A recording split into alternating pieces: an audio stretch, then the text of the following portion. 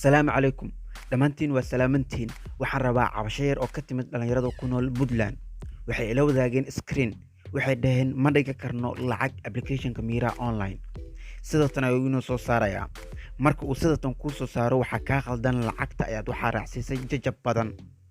Sidoo kaleeto dhalinyarada Hormuudda wato iyo dhalinyarada Telesom. qaacidadan aan hadda idin tusi doono isticmaala kulligiina.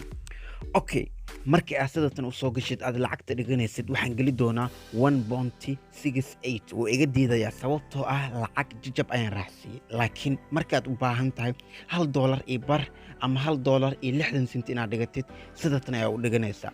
Lacagta jajabka ayaad ka reebaysaa 5 hadaa raacsiisid wuu kaa diidi doonaa.